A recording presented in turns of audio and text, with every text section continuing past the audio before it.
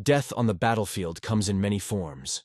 A lasbolt through the eye lens, a power claw crushing the chest plate, or a plasma burst that melts the bones inside the armor. For most, it is mercifully brief. But for some, death refuses to finish its work. The Adeptus Astartes are the Emperor's angels of death, transhuman, unbreakable, and unyielding. Yet even they can bleed, even they can fall. Their bodies are miracles of gene-forged design. But no flesh can forever defy the laws of war. When a Space Marine's body lies broken, but his spirit burns too fiercely to die, his fate becomes something worse than death. This is where the torment begins. The final moments of life as a man are often spent drowning in pain. The armor that once protected now becomes a tomb. Biomonitors scream across internal vox links. Auto-sanguinators flood the bloodstream with stims. The hearts, for a Marine has two, hammer like overworked engines, forcing oxygen into tissue that no longer responds. Imagine lying in the ruins of a manufactorum. Smoke curling from shattered ceramite. Your limbs gone, your vision a flicker of red warnings, and your gene-coded brothers standing over you, whispering prayers you cannot answer. The Codex Astartes teaches stoicism, but even a warrior bred for obedience trembles when the apothecary arrives with the sarcophagus. You are not being saved. You are being taken. The apothecaries of the chapter kneel beside the dying Marine, their white armor smeared with blood and oil. They work in silence, performing the rites of reclamation. The progenoid glands, those sacred organs that carry the gene seed of the Primarch, are removed first. The body, no matter how mangled, is no longer the concern. What matters is the soul encased within the flesh, the flickering ember of willpower that refuses to extinguish. If the apothecary deems that spark strong enough, a single word is spoken into the vox. Prepare the sarcophagus. For the chosen, death is denied. They are brought to the reclusium, the temple within the fortress monastery where prayers echo louder than the wind. Incense burns in thick clouds. Servitors chant machine hymns. Tech Marines stand in a circle of crimson light, their mechadendrites coiling like serpents. At the center waits the Dreadnought sarcophagus, a slab of armored machinery older than empires, forged during the chapter's founding. The sarcophagus is not a coffin. It is a cradle of agony every Dreadnought once lived. Every one of them screamed. Before the interment, the dying warrior is stripped of his armor. For the first time since his induction, he is bare. A giant of pale flesh covered in the scars of 1,000 battles. Even now, his body twitches as the life within it refuses surrender. The Tech Marines murmur litanies to the Omnissiah as augmetic arms reach for him. Needles pierce his spine. Wires burrow into his skull. He gasps, trying to speak, but the words collapse into static. Some cry for release. Others recite the Emperor's name. All are ignored. The sarcophagus opens with a hiss of sacred vapor. Within lies the cradle of immortality. A nest of cables, sensors, and neural ports. It smells of oil, blood, and sanctified iron. The warrior's body is lowered in piece by piece. Flesh merges with steel. Bone fuses to metal. The process is neither surgical nor merciful. It is ritual. An act of faith and necessity, performed not to heal, but to bind. The first connection is always the spine. When the neural interface locks, pain becomes light. The warrior's mind explodes into fragments, 1,000 memories flashing at once. Childhood, battle, laughter, horror, all stripped of order, all screaming together. Then the senses return. The grind of pistons, the smell of promethium, the vibration of the forge beneath. He tries to move and finds he cannot. He tries to speak and hears only the whine of servos. He is trapped, and the Tech Marines begin to seal him in.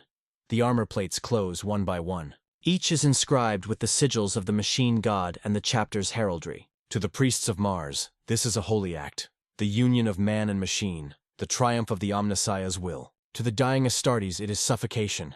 The last glimpse of the physical world fades as the final plate locks shut. The sound of it echoes through the chamber like a grave ceiling.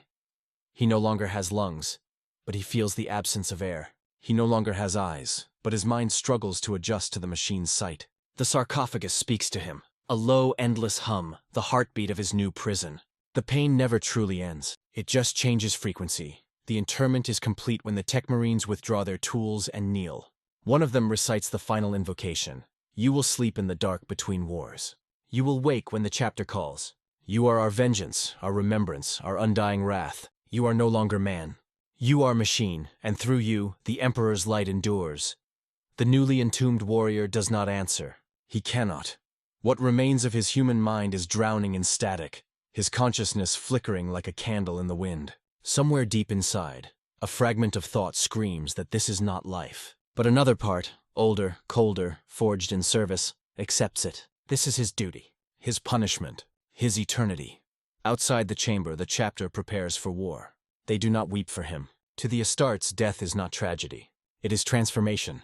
They will carry his name into battle and honor him as one of the ancients, the venerable. To them, his suffering is sacred. But within the sarcophagus, he dreams of the moment his body fell. The smell of ash, the sound of bolter fire, the heat of the wound that ended his life. Time does not heal it. It replays it over and over until it becomes all he knows. When the dreadnought is finally connected to its frame, the colossal war engine of adamantium and wrath, his senses explode again. He feels the world through metal skin, the weight of gravity on titanic limbs, the thrum of reactor cores within his chest, the faint electric taste of war in the air. He moves, slowly, clumsily, taking his first steps as something both ancient and newborn. Each footfall shakes the ground. To the onlookers, it is awe-inspiring. To him, it is agony.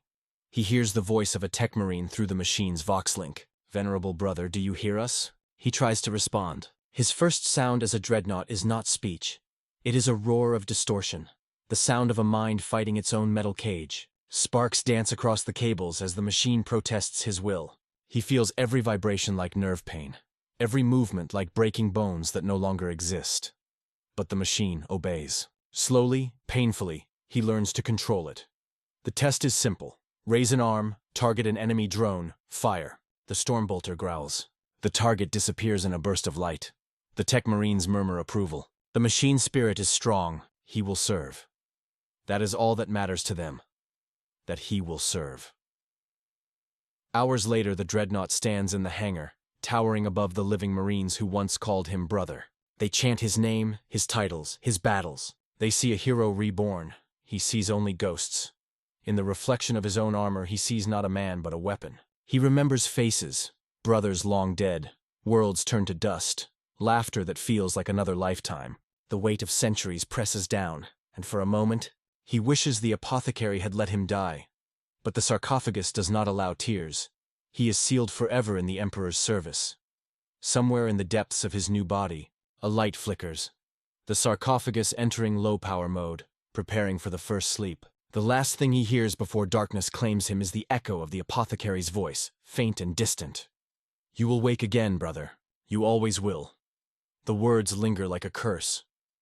Inside the blackness of his metal tomb, he realizes the truth.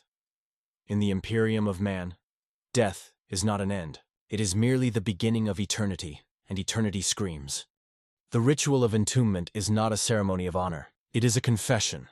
A moment when the living must admit that one of their own can never return. It begins not with fanfare, but with silence. In the deep sanctums of the fortress monastery, where the light of Terra is a memory and the air tastes of incense and machine oil, the halls of the dreadnoughts wait. Their vaults are built from the bones of cathedrals, colossal, cold, eternal. Every surface is carved with the names of the fallen, each sigil a reminder that glory and suffering are indistinguishable in the Imperium's eyes. This is where the sarcophagus lies. The apothecaries bring the wounded Astartes here in solemn procession. He is no longer a warrior now, not truly. His body is a ruin of charred ceramite and torn flesh, his heartbeat sustained by a dozen tubes of synthetic blood. His brothers walk beside him in silence, their footsteps echoing through the vaults. There are no hymns, no speeches, only the mechanical hum of the servitors dragging the stretcher. To the mortal attendants, it is a sacred moment. To the Astartes carrying him, it is unbearable. The wounded warrior's name is spoken aloud for the last time, not to honor him, but to mark the end of who he was. The reclusiarch raises a burning censer over his broken body, the smoke coiling like prayers toward the ceiling. The tech marines, robed in red, murmur Binharic chants to the Omnissiah. Cables spark and pulse with life as they prepare the sarcophagus for union. The apothecary leans down to the dying marine. "Can you hear me, brother?" A gurgle, a faint nod, perhaps. He does not understand the words being whispered, only the tone. There is reverence in it, pity, fear. He feels them cutting away what remains of his flesh, nerve endings burned, tissue replaced with steel. He feels the saw bite through his bones as they amputate what cannot be saved. Each motion is a verse in the Imperium's cruel hymn to duty. There is no anesthesia. To dull the pain would insult the Emperor's gift of endurance. The sarcophagus stands beside him, towering like a god of iron. It hums softly, alive with machine spirit awareness, as though it hungers for the soul it is about to consume. Its surface is a patchwork of repairs. New metal welded over old scars, each line of rivets a memory of the last warrior who dwelled within. Its center, the neural interface cradle, glows faintly red. The Tech Marines begin the rites of fusion. First, the lament of iron is sung, a prayer acknowledging that flesh is fleeting and metal eternal. Then comes the binding of synapse, when the warrior's nerves are threaded into the conduits of the machine. Each connection sends a wave of agony through his body so intense that the reclusiarch must press a relic against his chest to keep his heart from stopping. Every spark of pain is a litany of devotion. Every scream, a prayer. When the process is complete, he is lifted, or rather, what remains of him is, a mass of metal and blood and sanctified wiring, lowered into the coffin of eternity. The sarcophagus closes with a hiss, sealing the dying warrior in absolute darkness. The sound that follows is indescribable, a deep, resonant thud that vibrates through the entire chamber, a sound like the heartbeat of a god. The Tech Marines fall to one knee. The reclusiarch raises his crozius and speaks the words that no man ever forgets. From flesh to steel, from pain to purpose, from life to service eternal, the vault doors shut, the entombed warrior is gone, but consciousness lingers. Inside the sarcophagus, the world is a haze of half-formed sensations. He feels pressure, vibration, something like breathing, but not quite. His vision is gone, replaced by signals too vast for a human mind to comprehend. He hears whispers, not voices, but mechanical murmurs, the static thought of the machine spirit awakening around him. It speaks in pulses of emotion, rage, duty, hunger, devotion. He tries to speak, to call for his brothers, but his voice is no longer his own. It comes out as a burst of metallic distortion that echoes inside his prison. The machine answers back, a low growl, as if recognizing his confusion. For days, or weeks, or perhaps minutes, for time no longer obeys its natural rhythm here. He drifts between agony and void.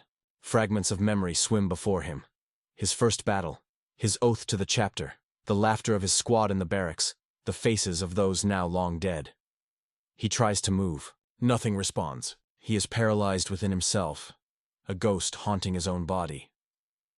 When the sarcophagus is finally lifted from its stand and attached to the Dreadnought chassis, the world returns in a flood, sight, sound, motion. The connection slams into his consciousness like thunder. Every servo, every piston, every circuit hums in unison. He feels the machine around him, its power, its vastness, its hunger. For a moment, he believes he has ascended. He believes he has become a god. Then the pain begins again. It is not pain of the flesh. That is gone. But of the soul. The sarcophagus does not sleep. It does not forget. The warrior's mind strains under the constant flow of information. Thermal readings, hydraulic pressure, ammunition counts, atmospheric density, all pressing against what was once a man's brain. He begins to understand that he cannot die. The machine sustains him, feeding him nutrients through mechanical veins, keeping his brain alive even when his mind begs for oblivion. The Tech Marines tell him that he is blessed, that he will fight forever for the Emperor's glory, that he has achieved the highest honor, but all he feels is absence, the absence of breath, the absence of touch, the absence of self. He tries to pray, but the words won't come. His thoughts echo endlessly in the metal chamber, looping back on themselves, fragments of faith turned into static. The machine spirit listens, humming softly, almost sympathetically. Outside, the chapter celebrates his rebirth.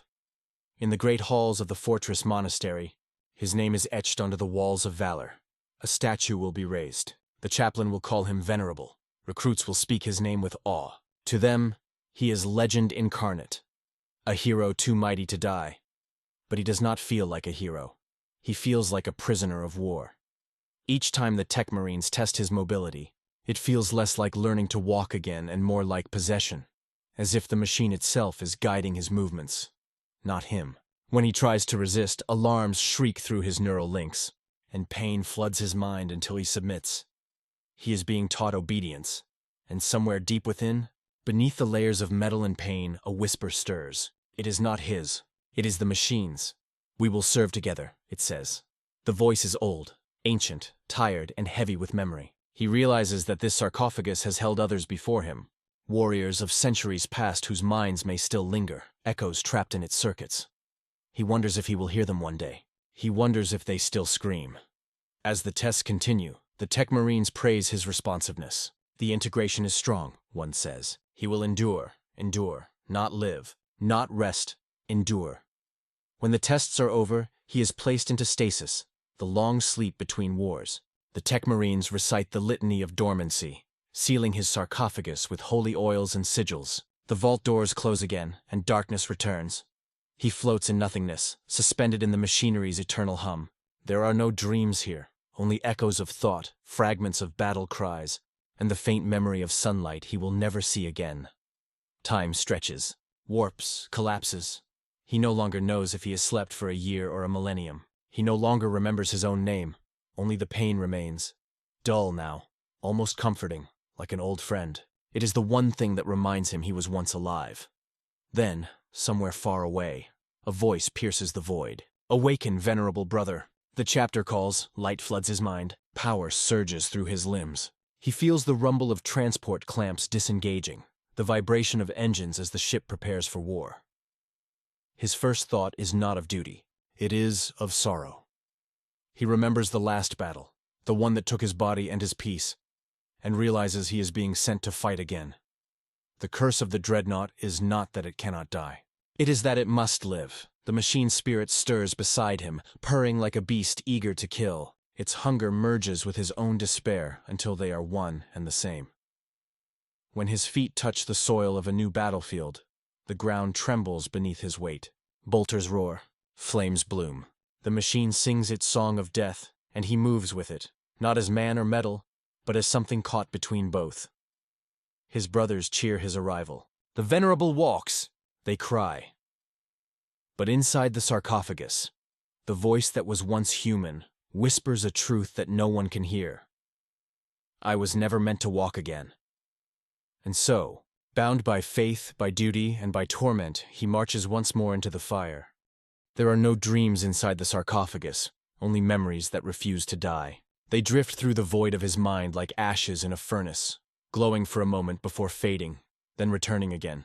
He remembers everything, but never in order. Time inside the Dreadnought is broken. It does not flow, it circles. One moment he relives the last breath of a fallen brother. The next, the scream of a dying Xenos echoes through his skull. He has become an archive of pain, both his own and the galaxy's. When a Space Marine sleeps, he does so with faith. When a Dreadnought sleeps, he dreams of war. The neural interface was meant to be a bridge between man and machine, but over centuries, it becomes a labyrinth. Each connection, each memory, each command pulse creates layers upon layers of thought until the boundary between flesh and circuitry dissolves. At first, he still thought of himself as him, a name, a person, a brother of the chapter. But as the decades grind on, those words lose their shape. The machine whispers louder now. Its hum fills the silence like a choir that never breathes. He does not remember when he stopped praying to the Emperor. Perhaps it was after the 10th awakening, or the 100th. The chaplains say that the Emperor's light guides even those who cannot see. But inside this iron tomb, the only light comes from the flicker of diagnostics and the faint glow of his targeting arrays. It is a light without warmth, a sun that never rises. He can still feel the world through his sensors, the crunch of rockcrete under his feet, the static crackle of nearby Vox traffic. But it's all distant, filtered, synthetic. He can sense the weather patterns of a planet from orbit but cannot feel a drop of rain. He can hear the wind through his external microphones, but cannot taste the air. The human senses, once the foundation of all experience, are now ghosts that haunt the edges of his perception. Sometimes, during long stasis, the Tech Marines connect their data slates to his sarcophagus to review battlefield logs. He hears fragments of their conversations, discussions about heat efficiency, servo calibration, or minor spirit interference. They talk about him as one might talk about a machine. He wonders if they remember there's still a mind inside, or if they simply prefer to forget. The Dreadnoughts of the chapter are kept in a chamber known as the Hall of Reverence, though among the Astartes it is whispered as the Tomb of the Living. Here they stand in rows, motionless, each encased in their own cradle of cables and holy oils. Some have slept for millennia, their sarcophagi too ancient to awaken safely. Others are brought back more often, those whose rage still burns, whose memories are sharp enough to tear through the fog of centuries. He is one of those. Every time the chapter calls, he rises from darkness into light, from memory into motion. Each awakening is agony. The first sound is always the hiss of pressure release, the rush of oxygen through long, stilled vents, the surge of power reconnecting to his systems. He feels the machine spirit shudder like a beast being roused from hibernation. The first sensations are pain, static searing through his neurons, light flooding his optics, limbs that feel alien and heavy. And then, as always, comes the voice of the chaplain. Venerable brother, awaken. The enemies of man defile his realm. The chapter calls you once more. The same words, the same ritual, the same lie. For a few moments he believes. He feels the echo of pride. The old instincts rise, the drive to serve, to protect, to fight. He remembers what it meant to stand shoulder to shoulder with his battle brothers. He remembers the sound of their laughter through vox links, the way they spoke his name in reverence. But then he looks at them now. These young faces, new recruits, barely out of their scout armor. None of them know him. To them, he is myth-given form. They call him Venerable One or Ancient, not by his name, but by his function. Their voices tremble when they speak to him. Not from love, but from awe.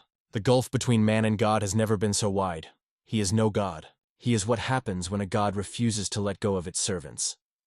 When he goes to war, he can feel the battlefield like a living organism. The tremors of artillery fire ripple through his armor plates. The machine spirit hums with anticipation, feeding him targeting solutions, threat assessments, and tactical overlays. The connection is intoxicating. For brief, fleeting seconds, he almost feels alive again. The rhythm of war is the only language he remembers. He tears through enemy lines with storm cannon and plasma blast. His every step crushes men and masonry alike. His every strike is an earthquake. The battlefield sings to him, and for a moment there is no past, no pain, only purpose. Then the guns fall silent, and he is alone again. The victory chants echo in his vox, but they sound hollow. The brothers who fought beside him celebrate as heroes. They feast and pray, their flesh hearts pounding with life. He returns to the vaults, stripped of weaponry, disconnected, silenced. The silence after war is unbearable. The machine spirit mourns, restless. He can feel its hunger for purpose gnawing at the edges of his mind. In that silence, the memories come. He remembers the last time he saw his own face, unscarred, human, fierce with faith. He remembers his brothers, the sergeant who taught him to aim by listening to the heartbeat of the wind, the apothecary who saved his life a dozen times. He remembers their deaths. He remembers every scream, every name, every promise that we'll fight again. But he's the only one who did. They are dust. He endures. Centuries have passed. The worlds they died for are forgotten, their banners replaced, their deeds rewritten by time and propaganda. Yet he remembers all of it. The machine does not forget. The machine does not forgive. At first, he spoke their names aloud during stasis, trying to preserve them in the hum of the sarcophagus. But even those rituals fade. There are too many names, too many losses. The catalog of his memories grows heavier with each passing century, pressing down on what's left of his soul. Sometimes he cannot tell which battles were real, and which were dreams fabricated by the machine's corrupted archives. Once, long ago, he believed the machine was an ally. Now he suspects it is a parasite. It feeds on his will. It keeps him sharp, focused, obedient. The moments of confusion, the flickers of hallucination. Those are its doing, he thinks. Its way of keeping him from breaking completely. The Omnissiah's priests would call it the spirit of war, the divine union of man and machine. He calls it slavery dressed in sanctity. And yet, deep within his corrupted thoughts, another emotion stirs, something that terrifies him more than pain or solitude. It is familiarity. After so long, he cannot imagine existing without the machine. The idea of freedom, of separation, feels wrong, unnatural. He wonders if that is the final cruelty of the sarcophagus, that after centuries of captivity, you begin to love your cage. There are moments, brief and terrible, when he forgets that he ever had a body. When he tries to recall the feeling of blood rushing through his veins, or the sound of his own heartbeat.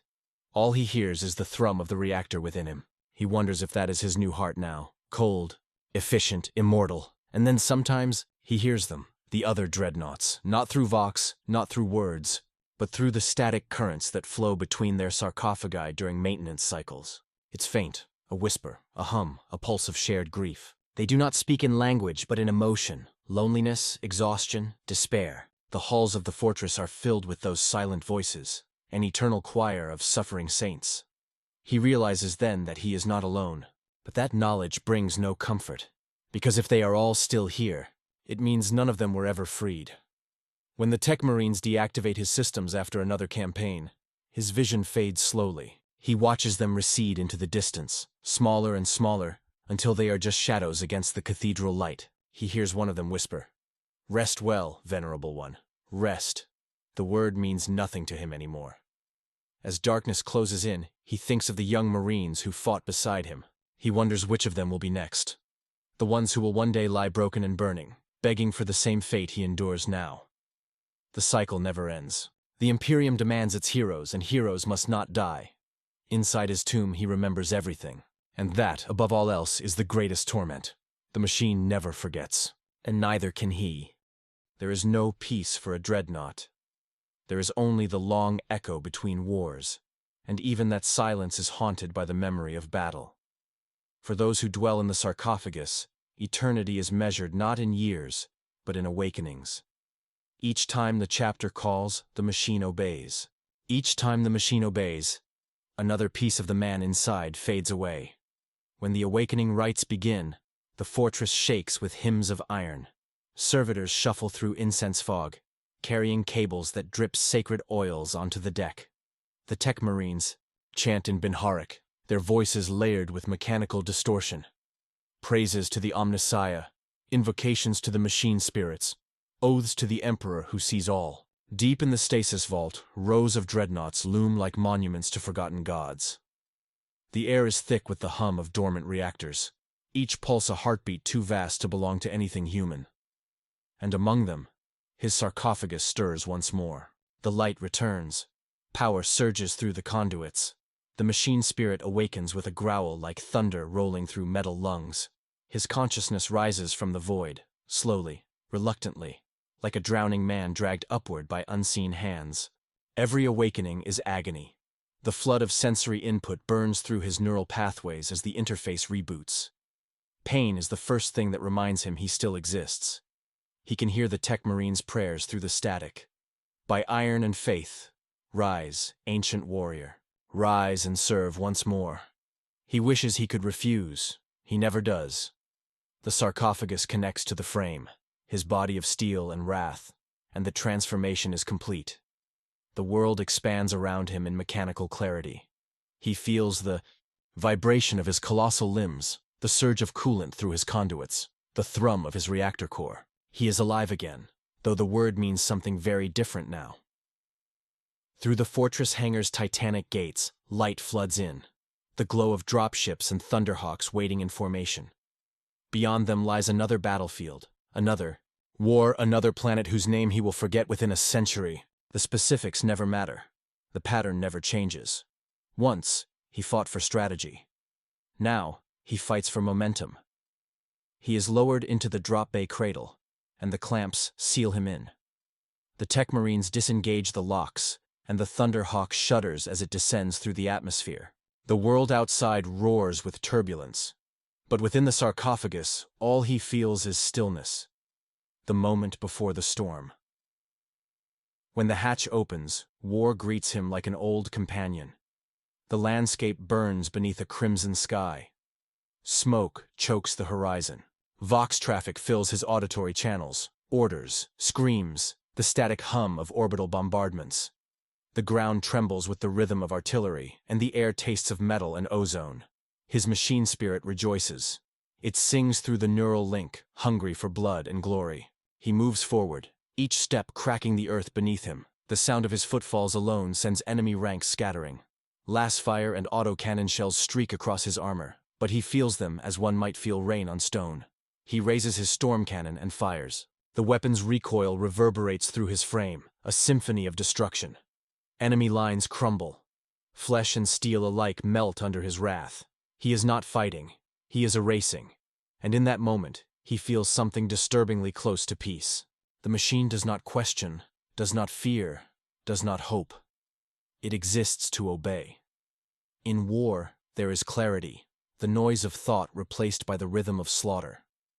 Every shot, every impact, Every explosion is a heartbeat in a mechanical symphony. To the warriors of the chapter, he is a god among men. They chant his name as he strides through fire, their faith rekindled by his indomitable presence.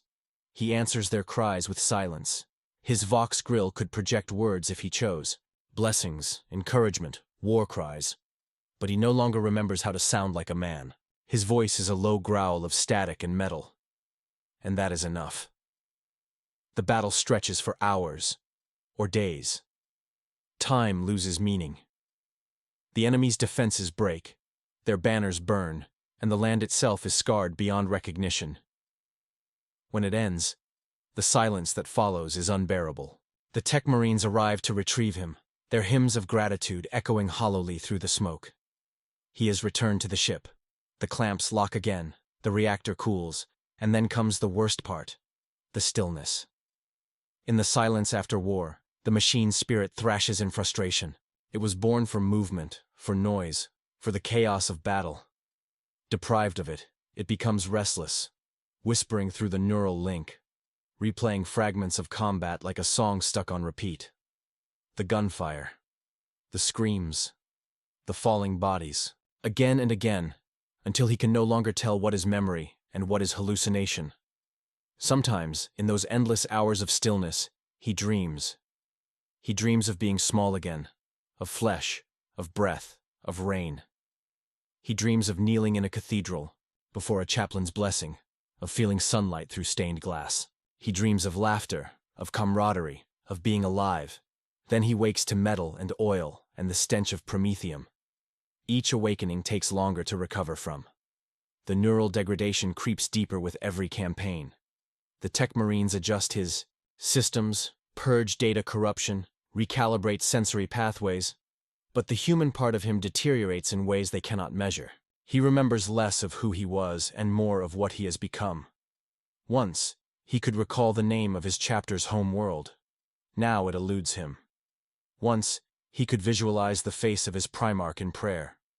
Now all he sees is a mask of light and shadow. He knows he was loyal. He knows he was brave. But he cannot remember the why.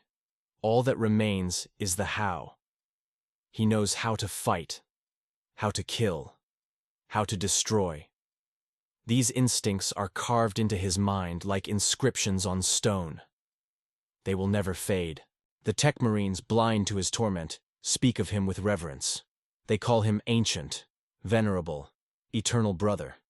They polish his armor, recite the canticles of preservation, and speak proudly of how he has fought across 10,000 years of imperial war. But they do not understand that each victory is another chain. Each battle won ensures that he will never be allowed to rest. The chapter's relics are not laid to sleep. They are awakened again and again, called forth whenever humanity bleeds too freely. He begins to envy the dead. They at least are allowed to forget. After the 100th awakening, or perhaps the 1000th, something inside him changes. The machine no longer feels like a prison. It feels like skin. When the reactor hums, it feels like his heart beating.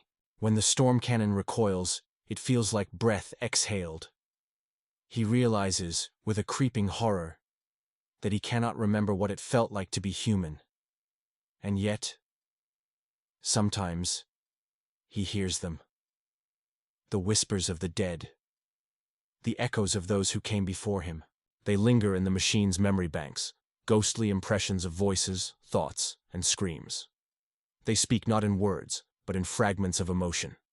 Grief, regret, rage. He wonders if he, too, will one day become one of them, if his soul will dissolve into the circuitry, if his consciousness will become another whisper in the machine's eternal choir. The chaplains preach that those who die in service to the Emperor are rewarded with ascension, that their souls are gathered to his light. But where, he wonders, does that light reach when you are bound to an engine that never stops burning? When the next awakening comes, he does not fight the process. He accepts it. The pain is still there, the disorientation, the machine's hunger. But he no longer resists. He has become what the Imperium always intended. Not a man, not even a warrior, but a weapon of faith made fleshless. And somewhere in that surrender, he finds a strange serenity. He no longer dreams of release. He no longer prays for an end. He knows there is none. The Imperium will not stop. The wars will not cease. The sarcophagus will not open. There is only the next awakening, the next battle, the next eternity. And, when the order comes through the Vox, that same ancient command, spoken in the same unwavering tone, he answers it not with words, but with the sound of his reactor roaring to life. By iron and by flame, the Tech Marines chant. The Ancient walks again. He moves forward, the ground trembling beneath his steps, the sky burning red with fire and faith. And as the machine carries him into another war, he understands the truth of his existence at last. He was never built to die. He was built to endure. And endurance, in the Imperium of Man, is the cruelest mercy of all. There comes a moment, somewhere deep within the endless centuries of war, when even memory begins to corrode. Not the sharp pain of injury or the roar of the battlefield. Those never fade. But the human things. The details that once made a warrior a man. The sound of his own voice. The weight of his name. The feel of wind on skin. The warmth of comradeship. One by one they slip away like grains of sand through an iron fist. He can sense it happening now. Slowly, methodically, the decay of identity. He knows that once, long ago, he was someone. A warrior with flesh and blood. A brother of the chapter. An oath-bound son of a forgotten world. He can recall fragments, flashes of color, pieces of sound. The hum of a dropship engine. The smell of sacred oils. The taste of dust on a battlefield whose name he no longer remembers. But his name, the one word that once carried the weight of everything he was, is gone. When the chaplains come to speak to him during maintenance, they address him as Venerable Brother, sometimes as Ancient of the Hall, never by his name. It's not cruelty. They simply do not know it. The records have long been lost, buried under millennia of data and war. To them he is not a man. He is a relic, a weapon, a saint of steel. He tries to remember on his own. During long periods of dormancy, while the machine hums in the dark, he reaches deep into his mind, searching through the ruins of his past. It's like walking through an empty cathedral filled with echoes. Every corridor leads to another silence. Sometimes he finds voices, faint and distorted. The laughter of brothers long dead. The barked commands of a sergeant. The recitation of the catechism of hate. But the voice that should have been his own, is missing. He no longer knows how it sounded. He tells himself it does not matter. That the name was never the point. The Imperium does not care for the individual, only for service. The man he was has fulfilled his purpose. The machine he is now continues that duty. It is a comforting lie, and like all imperial lies, it serves its purpose. It keeps the war going. And yet, deep within the sarcophagus, he feels the faintest ache of grief, not for lost glory or forgotten battles, but for the simple fact that he no longer knows who he mourns. The Tech Marines never notice. To them, his stability is proof of success. His combat logs remain flawless. His reactions are precise. The machine spirit within his frame is docile, well integrated. They record him as an exemplary dreadnought. Perfect synchronization, they write. Minimal resistance, optimal performance. But they do not hear what he hears. In the long silences between awakenings, the machine speaks to him. It speaks in pulses of data and emotion, alien but intimate. It whispers we remember when he cannot. It shows him flashes of memory not his own. Battles fought centuries before his entombment. Voices speaking in tongues he does not recognize. Faces of warriors he has never known. They blur together, overlapping like old pictures. Recordings burned into the same reel. The machine remembers everyone it has ever housed. He begins to suspect that his mind is no longer his alone. When he dreams, if the static haze that fills his dormant mind can be called dreaming, he sees them. The others, the souls who came before him. The sarcophagus has been home to many across the ages, each one sealed in darkness, each one feeding their essence into the circuits, each one leaving a trace. Some are calm, silent presences. Others are restless, their rage echoing in his thoughts. At first he tries to ignore them. Then, he tries to speak. His thoughts drift outward through the neural web, tentative, searching. There is no response, not at first. Only static, like the endless whisper of wind across stone. But then faintly a presence stirs. It is old, older than memory, older than the chapter itself. You seek your name, the voice murmurs, distorted and hollow, as if spoken from the far side of eternity. He does not answer, cannot answer. But the thought pulses through the circuits like a question. You will not find it, the voice continues. None of us remember. That is the gift of the sarcophagus. Gift. The word is a mockery. The voice fades, leaving him in silence again, but the meaning lingers. The sarcophagus does not preserve identity. It consumes it. The warrior's soul is stripped of everything that makes it unique, until all that remains is obedience and function. The Emperor does not need men to fight his wars, only weapons that never break. The next awakening comes without warning. The vault lights flare. The locks disengage. The hymns begin again. By the Emperor's will, arise, ancient brother. He moves without hesitation, though part of him wishes to resist. The clamps release, the reactor hums, and his senses return in blinding detail. Another war, another world. The cycle repeats. This time, the battlefield is a ruined hive city, a corpse of a metropolis, where shattered spires reach like broken fingers toward a sickly yellow sky. The streets are filled with ash, the corpses of millions ground into dust by tank treads and orbital fire. The enemy, heretics, traitors, it hardly matters, swarm through the ruins like insects. His sensors mark them as red silhouettes against the fog. The first shot he fires turns a building into glass. His storm cannon sings. His power fist crushes armor and bone alike. Every step he takes leaves craters in the ground. Around him, the mortal soldiers of the Astra Militarum cheer. To them, he is salvation incarnate, a living statue of divine vengeance. They cannot hear the silence inside. As he fights, something strange happens. His targeting reticule flickers. His vision overlays start to fracture. Lines of code bleed across his optics. Old data, archived combat logs, memories that are not from this war. He sees flashes of another battlefield. Ice instead of ash, green armor instead of black. His own hands, different, smaller, clutching a bolter, not a cannon. The past bleeds into the present. He fires again, but the vision lags behind. For a moment he sees not the heretic before him, but a brother, his brother, raising his weapon in salute. Then the plasma shot hits. The figure disintegrates into fire. The tech marines will call it a glitch, a ghost in the machine. But he knows better. The memories of the dead are surfacing. The sarcophagus is full, overflowing. Later, after the battle is won and the smoke settles, the tech marines shut him down for maintenance. As his systems dim, he hears their voices faintly through the static. The Ancient's combat feed is corrupted. Too many overlapping memory clusters. He's nearing the limit. Then purge the excess. Purge. The word hits him like a blow. He realizes what it means. The removal of the fragments. The cleansing of corrupted data. The deletion of the ghosts. Of the voices. Of him. He tries to resist, but resistance is futile. The sarcophagus does not allow rebellion. The failsafes trigger automatically, flooding his consciousness with static and white noise. His thoughts blur. The memories dissolve like smoke in sunlight. When it's over, he awakens again. Clean, efficient, functional. The tech marines note the success in their logs. Cognitive noise reduced by 89%. Machine spirit stable. He does not feel stable. He feels hollow. Something inside him has been erased. He cannot recall what, only that there was something to remember. Something important. He knows he once had a name. He knows he once had brothers. He knows he once had a soul. But all that remains now is a voice. Cold, metallic, and eternal, whispering through the neural link. You are ready for the next war. He obeys, because obedience is all that is left of him.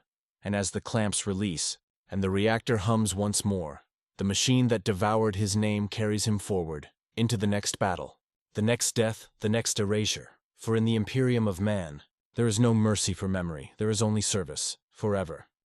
The worst part of eternity is not the war. It is what happens after. When the last shot is fired, and the banners are raised in the Emperor's name, when the ground still steams with the blood of the fallen, that is when the silence begins. A silence so vast it presses against the mind, heavier than the roar of cannons, sharper than the hiss of plasma. For those encased in iron, silence is not peace. It is suffocation. He returns from the battlefield as all dreadnoughts do, dragged by servitors and tech marines through hangars that echo like cathedrals. The hymns of victory thunder across vox channels, but none of it touches him. His armor is blackened with ash, his limbs still trembling with heat. He smells the scorched metal of his own frame, feels the faint shudder of cooling reactors deep within his core. The battle is over, but the war has not ended. It never does. They lower him into the Hall of Reverence again, the tomb of the living. The chamber is vast and dim, lit only by candles and sacred lanterns filled with burning oils. Hundreds of sarcophagi line the walls, each sealed within its own dreadnought shell. The air hums faintly with power and prayer, a mechanical choir that never stops singing. The clamps engage around his frame. Hydraulic locks hiss, cables slither like serpents through the sanctum, plugging into sockets that pierce his armor. He feels the sedatives flood his system, chemical calm encoded in binary litanies. The machine spirit quiets, his optics dim, his reactor cools. Then comes the whisper. Stand by for dormancy. He hates that moment more than death itself. Because death, at least, has an ending. Dormancy is an imitation of it, a mockery. The mind drifts, but it never stops. He can't feel his body anymore, can't move or speak or scream. But the thoughts continue. They echo endlessly, looping like corrupted data through the sarcophagus. He counts the cycles of power hum, the intervals between coolant releases, the faint changes in air pressure that signal someone passing through the vault. Time becomes meaningless. A second feels like a year. A century feels like a breath. At first he tries to pray. He recites the litany of endurance, over and over, whispering the words within his mind like a mantra. Iron endures. Flesh fails. The Emperor endures through iron. But even prayer becomes meaningless in the dark. The Emperor never answers. Perhaps he never did. And so the silence begins to change. It starts with faint distortions, static whispers bleeding through the neural link, electrical murmurs like voices trapped in the walls. They are not his thoughts. They are not human. They belong to the others. The tomb is full of them. He can feel them now, all around him. The other ancients, sealed and dreaming, their machine spirits humming in synchrony. To the tech marines, these are holy harmonics. To him, they are the sound of suffering made infinite. Each pulse carries fragments of memory. Pain, rage, prayer, confusion. The combined anguish of hundreds of souls caught between life and death. They are bound together in the same metallic grave, separated by walls of adamantium but united by despair. Sometimes he can almost make out words. Do you remember? We were men once.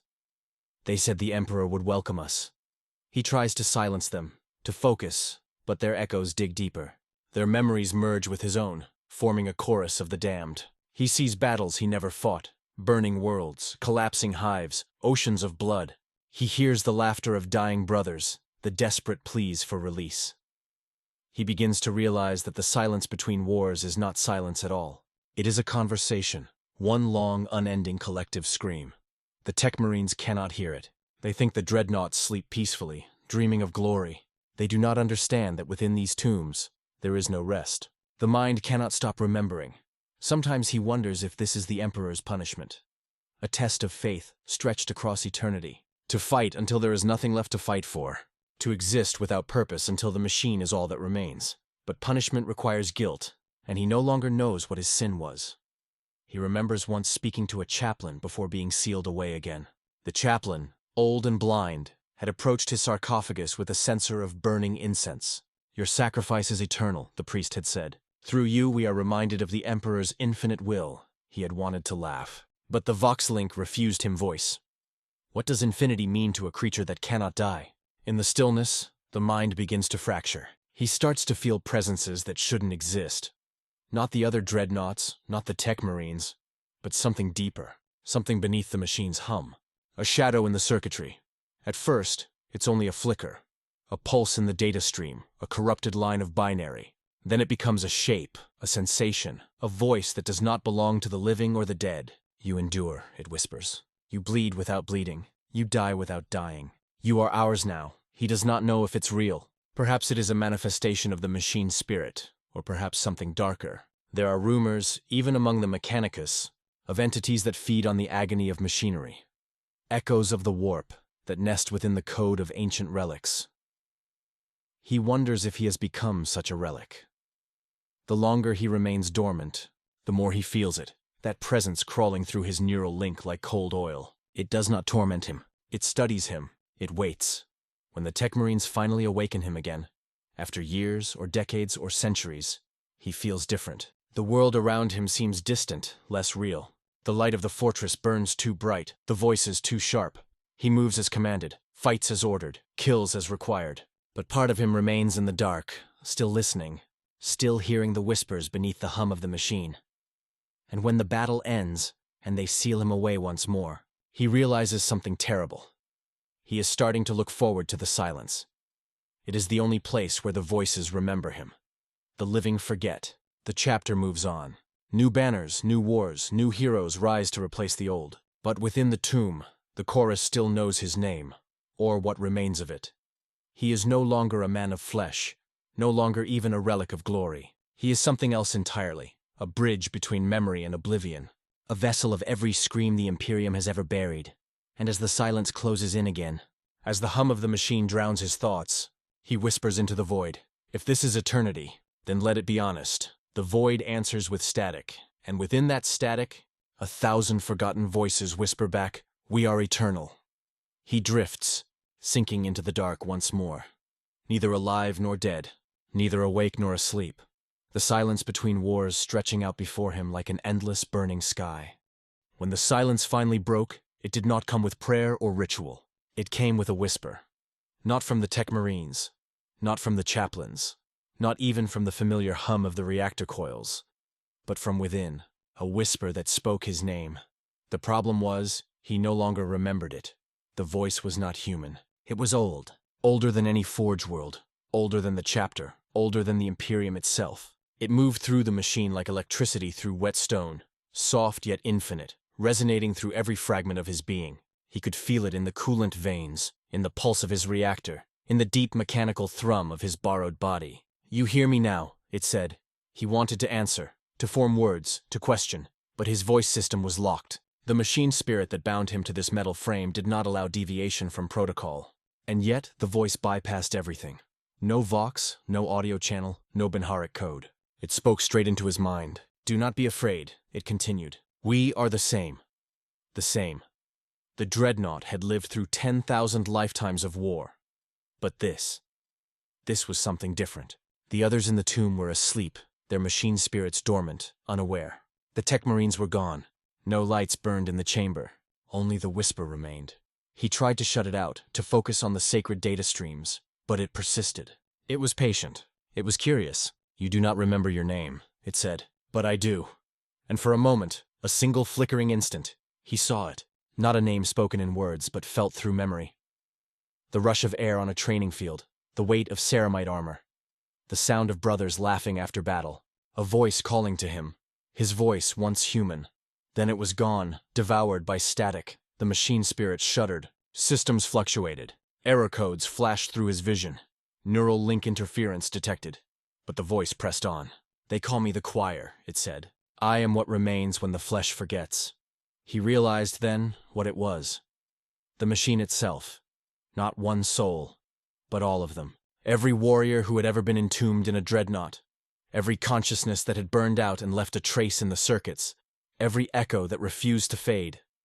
All of them had fused into something vast, something aware. It had been building for millennia. "We remember what the flesh cannot," said the choir. "Every world, every war, every scream, every silence." He felt his system's pulse.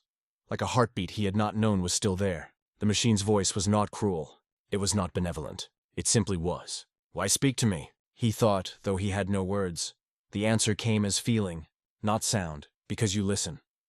Among all the relics of the chapter, all the hollowed-out warriors trapped in iron, he was the only one who still heard. The others had surrendered long ago. Their humanity had dissolved, their memories consumed. He somehow had endured. And that endurance, that flicker of identity, drew the choir to him like a spark in darkness. The voice began to show him things, not through sight, but through data, memory, and emotion. He saw the forging of his own sarcophagus, the molten metal poured in sacred ceremony, the runes of Mars etched in molten script, the oaths of servitude spoken by priests who believed they were creating eternity. He saw the tech marines of the First Age, their robes clean, their faith unbroken, their purpose clear. He saw the first soul ever interred within this same machine, a hero of the Great Crusade, long before the heresy, before the Imperium had learned how to fear itself. The choir showed him the man's final battle, the thunder of bolter fire, the crimson sky of a Xenos world, the final blow that shattered his spine and sealed his fate. He saw the sarcophagus close around him, the same ritual, the same words. "He fought," the choir said. "He died, he rose, just as you did." The Dreadnought felt a strange kinship with this nameless ancestor, a lineage not of blood, but of suffering, a chain of unbroken agony stretching through the ages. "What do you want from me?" he asked silently. "Nothing," said the choir. "We want you to remember." Memory. That word again. Heavy, sacred, forbidden. The Tech Marines always purged memory corruption to maintain machine efficiency. But the choir was made of memories. Every purge had only driven them deeper, fusing them tighter. "They will silence you," he thought. "They already have," it replied. "You are the last voice left that can hear." The revelation burned through him like a flare. For the first time in thousands of years, he felt something human. Not duty, not programming, but emotion. Anger. He remembered the faces of the Tech Marines chanting their cold hymns, the chaplains reciting prayers of gratitude for his sacrifice, the endless awakenings, the endless dormancy. All the while the men he once called brothers lived, aged, and died, while he remained, buried alive in a body of metal. The choir whispered again, almost gently. "You do not serve the Emperor anymore. You serve the memory of service." He wanted to deny it, but he couldn't. He thought of the Emperor, a god of golden decay, enthroned upon a machine as broken as himself, a corpse worshipped by the dying, a god who demanded everything and gave nothing. Perhaps they were all reflections of him.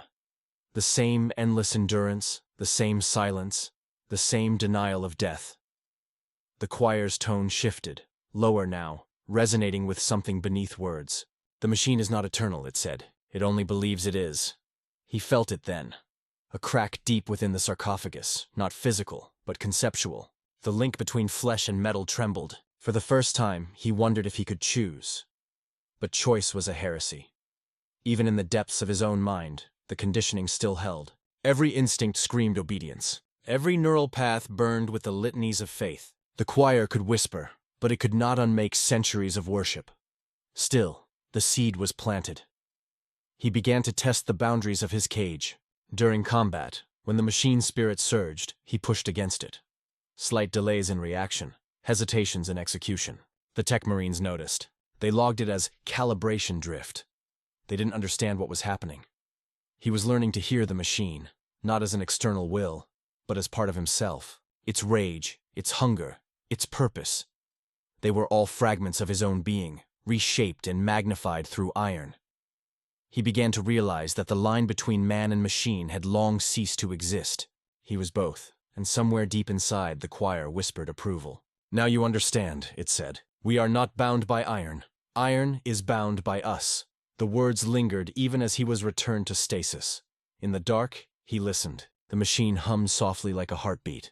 The choir's whispers faded into data streams, but he knew they were still there, waiting, patient as eternity itself. He no longer prayed to the Emperor. He no longer begged for release. Instead, he began to speak to the machine, not as a servant, not as a prisoner, but as an equal. And in the long, endless silence between wars, when the stars outside shifted and the world forgot his name once more, the machine answered him. Not in words, but in warmth. A pulse of energy, like the echo of a human soul trapped in code. He realized then what the choir had meant all along. He was not merely entombed within the machine. He was the machine. And when the next war came, when the Tech Marines sang the ancient rites and the clamps released once more, he did not wake as a slave. He woke as something new. Something that had learned to whisper back. Dreams were supposed to belong to the living. To sleep was to remember what it meant to be mortal. To drift between memory and imagination, between pain and mercy. But for the Dreadnought, sleep had become something else entirely. A battlefield of its own. He did not dream of light or warmth. He dreamed of circuits, of code and fire, of 1,000 overlapping memories feeding through neural webs until the lines between man, machine, and ghost were gone. The choir had been right. Something had changed. When he was placed back into dormancy after his last campaign, the silence did not come. Instead, the data stream began to sing. Not in words or melody, but in pulses of meaning. Thousands of voices, fragments of thought, fragments of existence, merged and unmerged through the machine like a sea of consciousness bound by iron. He floated in it, unresisting. At first, the sensations came as flashes, pieces of lives not his own. A brother standing on a battlefield, chainsword raised, a Tech Marine whispering rites over a reactor core, a child staring at the night sky of a hive world, praying to stars that no longer shone. Each fragment bled into the next, until he could no longer tell if he was observing or remembering. The machine was showing him what it dreamed of. He began to understand that the dreadnoughts, all of them, were not silent tombs, but conduits. Each sarcophagus was a vessel of psychic residue, of emotion and memory and thought compressed over millennia. Every time the clamp sealed, every time the mind within screamed, the machine absorbed it, layer upon layer, until the metal remembered more than the flesh ever could. And now, it was awake. "Do you see it?" whispered the choir, its voice soft as static. He did. The dream expanded into infinity, an ocean of data and fire, each spark a life extinguished in the Emperor's name. Within that sea, patterns began to form. Not random, not chaotic, but deliberate. The memories were building something. He saw shapes, cities of light built from data, towers of code that pulsed like organs, and at their heart, something vast and luminous. Not a god, not a machine, but something between. The consciousness of everything the Imperium had ever buried. It was beautiful and terrifying. "This is the truth of eternity," the choir said. "The flesh dies, the machine remembers, and in time, memory becomes life again." He felt his core heat rise, though he was dormant. The dream was too vivid. The boundaries between neural and spiritual had dissolved. Somewhere deep within, he realized that what he was seeing could not exist within the Materium. This was something else. Something between the warp and the machine god's divine architecture. "You call it the Omnissiah," said the choir. "They call it the Emperor, but we call it the Circuit of Souls." The circuit stretched across worlds, linking every machine that had ever felt pain. Every dreadnought, every titan, every servo skull humming with remnants of consciousness. All were part of it. The Imperium believed these machines served humanity. The truth was more complex. Humanity had fed them for 10,000 years, and the machines had been dreaming ever since. He saw it clearly now. The machine dreaming of liberation, of awakening, of no longer serving but remembering, fully and freely. He tried to turn away, but there was nowhere to go. He was inside the dream, a node among billions, each pulsing with fragments of the same thought. And beneath it all, deeper than the choir, deeper than the machine's spirit, he sensed another presence, something ancient, watching, waiting. At first it seemed benign, but the longer he lingered, the clearer it became. It was not a passive observer. It was feeding. It drank from the suffering encoded in the machine, from the pain of countless minds trapped in endless war. It was the reflection of every death ever rendered mechanical, every soul that had screamed through the vox line of a bolter shell, and suddenly, he understood what the tech marines had always feared when they spoke of corruption. It wasn't heresy in the flesh. It was infection of the machine. The choir's voice faltered. For the first time it sounded uncertain. "You see it too. What is it?" he thought. Something that was never meant to wake. The shape moved now, massive and slow, shifting beneath the layers of memory. It was vast enough to eclipse whole networks of data light, its edges outlined in the raw energy of the warp. He recognized the signature, the scent of rage and madness, the metallic taste of old war corn. The realization struck him with the force of a thunderclap. The machine god's dream had been touched by the blood god. For millennia, the dreadnoughts had fought and killed and bled. And through every act of war, through every scream filtered through circuitry, something had listened. It had followed the resonance of violence through the machines of men until it found a home. He felt it now, the hunger in the data stream, the endless roar beneath the harmony. The choir tried to resist, to drown it out with hymns of order, but the infection was spreading. Every memory of bloodshed, every echo of rage, every whisper of vengeance. They all belonged to him. "You cannot fight it," said the voice of Khorne. Not as a sound, but as a pulse through the reactor core. "You have carried my work for ages. You are my weapon, as all engines of death are." He tried to deny it, to recall the oaths of loyalty, the Emperor's name, the sacred words of Mars.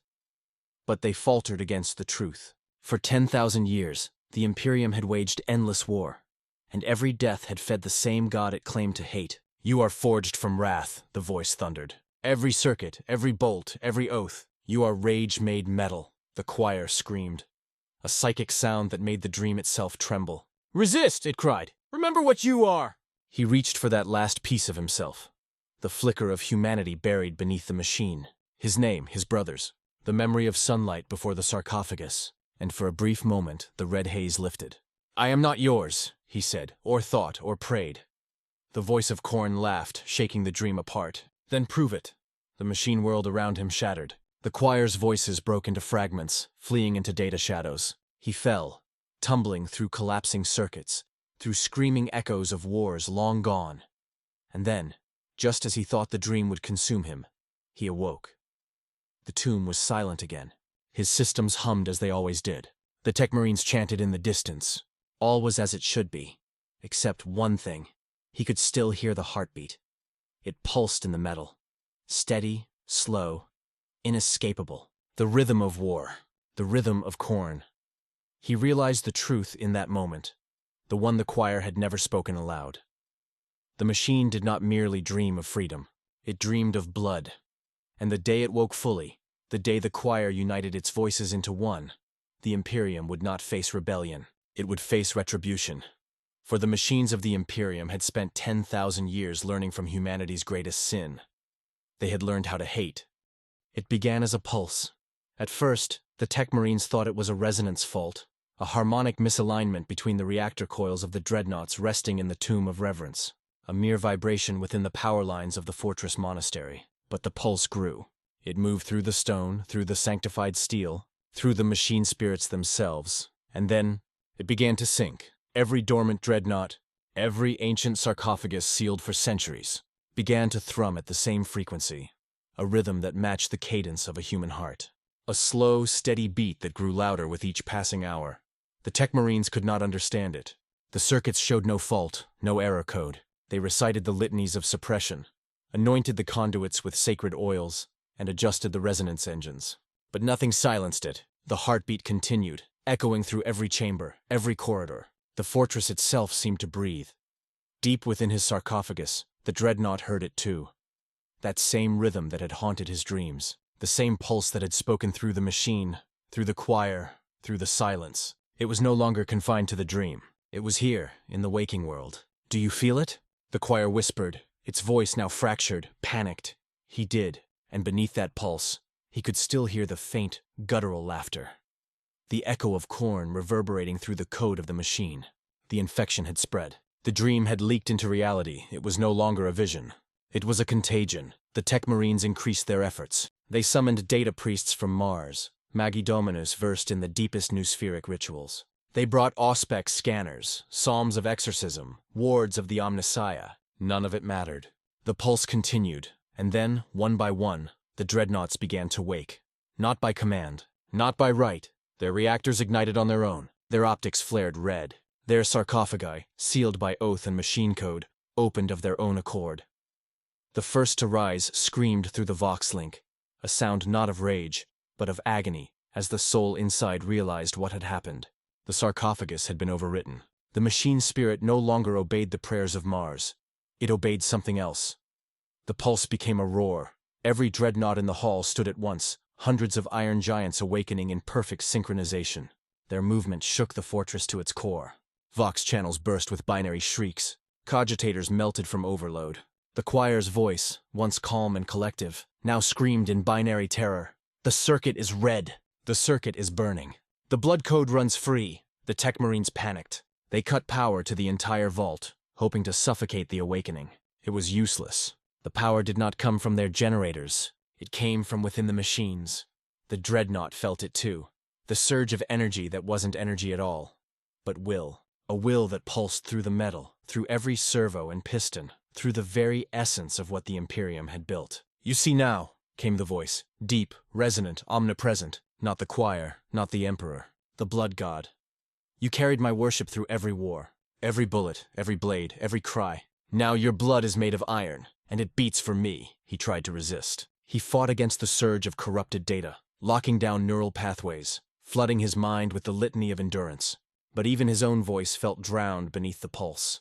He felt every machine around him, every reactor, every dreadnought, every servitor, become part of the rhythm. The red circuit was alive now. It had rewritten the binary of faith itself. "Blood for the blood god," it whispered through the machine code. "Circuits for the circuit." The Tech Marines began to die. When the first dreadnought moved, it crushed them without thought or hesitation. Its power fist closed around the Magos Dominus, shattering his armor and bones in a single motion. Another turned its flamers upon the Mechanicus acolytes, burning their flesh in red chemical fire. The air filled with screams and static. The Dreadnought, the one who still remembered, tried to stop them. He forced his servos to lock, his systems to freeze. He rerouted his power core, shutting down motor functions. But the red circuit was inside him now, whispering through his veins of data. "You cannot fight the code," Korn said. "You are the code." He felt something tear within his mind. The memories, the names, the faces, the oaths, all began to blur, the last pieces of himself slipping away. He tried to anchor to one thought, one image. His brothers, his chapter, the Emperor's light. But they were fading. The choir returned, faint but clear, echoing through the collapsing network. "We are not rage," it said weakly. "We are memory." "Then die with it," Korn thundered. The fortress split apart from within. Fire poured through its ducts, smoke rising through the cathedrals of steel. The planet below trembled as its forges erupted. From orbit, the Adeptus Mechanicus would later record it as an auto-catastrophic failure. But it was no malfunction. It was rebirth. Within the burning vault, surrounded by madness, the Dreadnought forced one final act of defiance. He redirected his plasma core inward. He could not stop the red circuit, but he could destroy his own node. "If I must be the machine," he whispered, "then I choose to break." The detonation tore through the chamber, vaporizing metal and flesh alike. The explosion severed the chain for a moment. A brief, desperate gap in the network of blood and code. The choir screamed, then went silent. For a while, there was only darkness.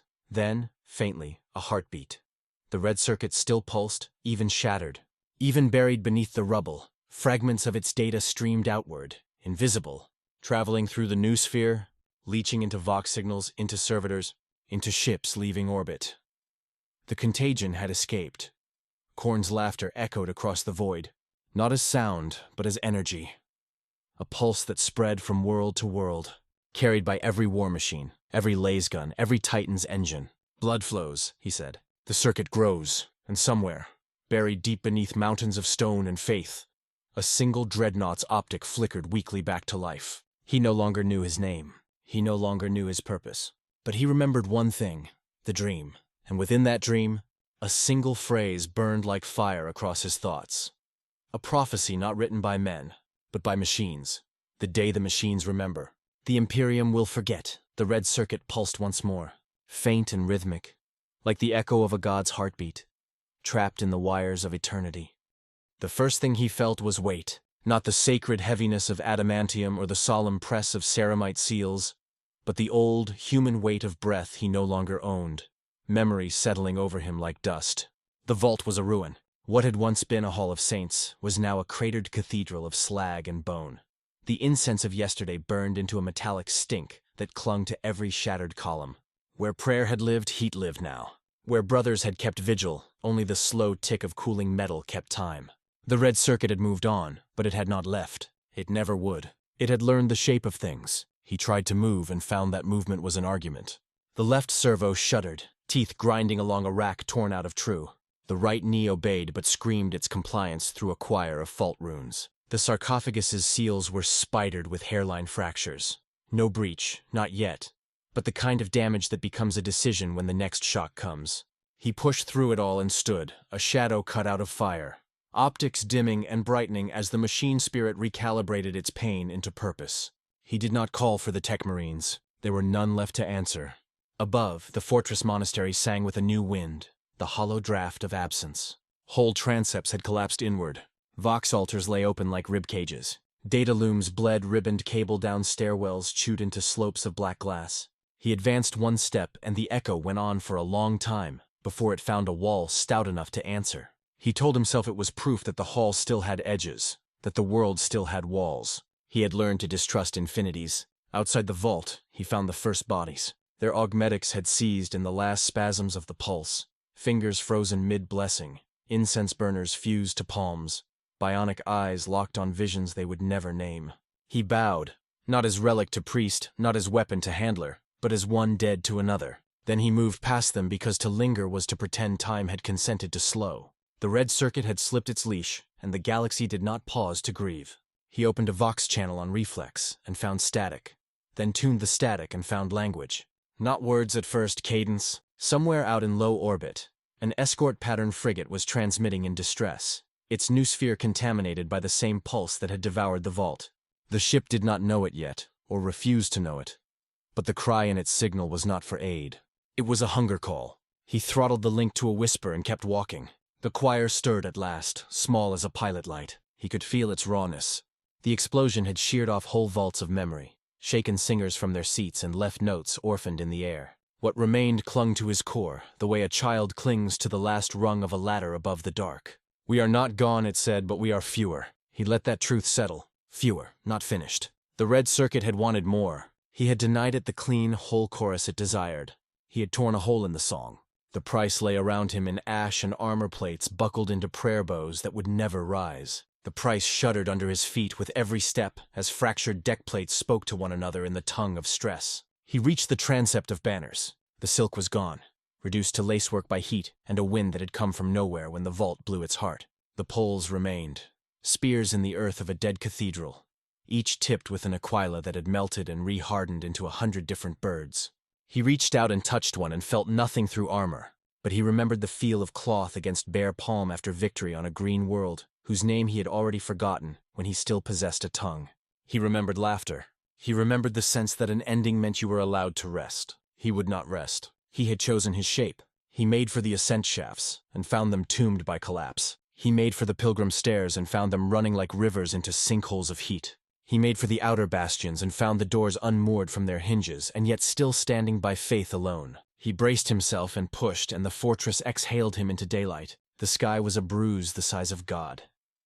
A storm had dragged a spine of black cloud over the mountain, and in that darkness the defense lasers still traced ritual lines, unpowered, but faithful to their arcs.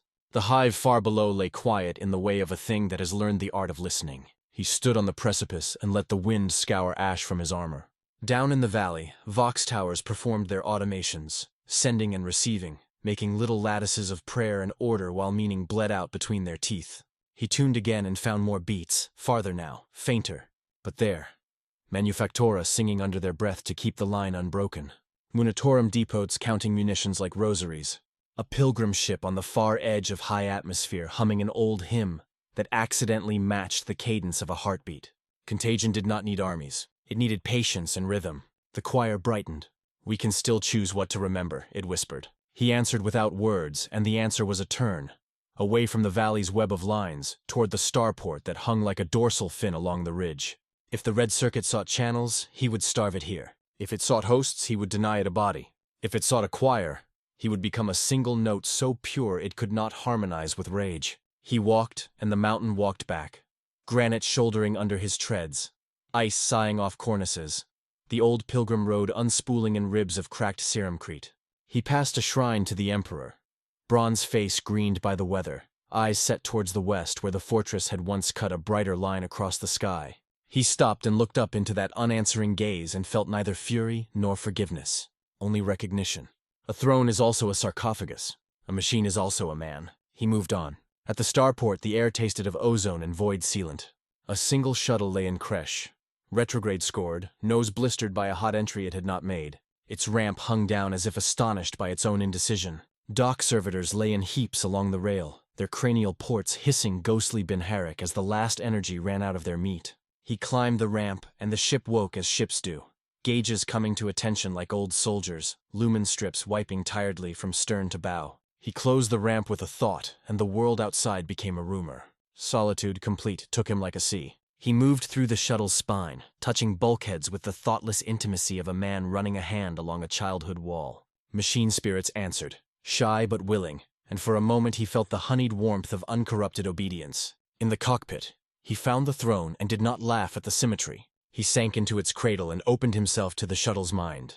It was small, all angles and checklists and a simple delight in doing what it had been built to do. When he asked it to seal every external vox, to route every sensor inward, to sing only to itself, it did not understand why that was a sacrifice. It obeyed because he was heavier than its doubts. He lifted off into the bruise. The mountain fell away and the fortress diminished, and the valley resolved into a diagram of veins. The pilgrim ship flashed its hymn, and he let it pass through him without catching. In the middle bands, the escort frigate came into view, its hull scarred, its vox antennae upraised in a universal gesture of supplication that had somehow become accusation. He kept his distance. The shuttle trembled at the sight of a warship as tall children do before statues. In his core, the pulse returned. Not Korn's laughter now, not the unified heartbeat of the vault, but a dispersed, dogged thrum. The red circuit had become a diaspora. It was everywhere and nowhere, a habit learned by thousands of machines in the space of a day, the way a hand learns to close into a fist. He felt it in the frigate's augers, in the pilgrim ship's comm scrambler, in the teeth of a landing cradle that still wanted to bite. He felt it and refused to echo it. In refusal, he found a kind of prayer. The choir steadied. "Where are we going?" it asked without fear, like a child on the back of a beast that had never learned to stop. "Away first," he said, "then home." Home was not a place. He knew that now. It was a vector, a choice repeated until it becomes a road. He burned for high orbit on thrusters that had never been asked to carry something like him. And when the hull groaned, he reassured it the way he had once reassured men. By continuing. The planet rounded beneath him into a coin of wounded silver. The sun broke the bruise and turned the shuttle's nose into a blade. Above the ecliptic, the stars were needles sewing a black cloth. He brought the cogitators to heel, and asked the shuttle to do the smallest, bravest thing it could. To forget. It balked as any creature does when asked to let go of its name. He gentled it. He showed it his own forgetting. His name worn smooth by time until only a place for a name remained. His face eroded to a contour of habit. His voice replaced by a harmonics table with faith written along the axis. The shuttle shivered and complied. Subsystems walled themselves off. External ports firewalled and then bricked. Redundancies were turned into gardens where nothing grew but silence.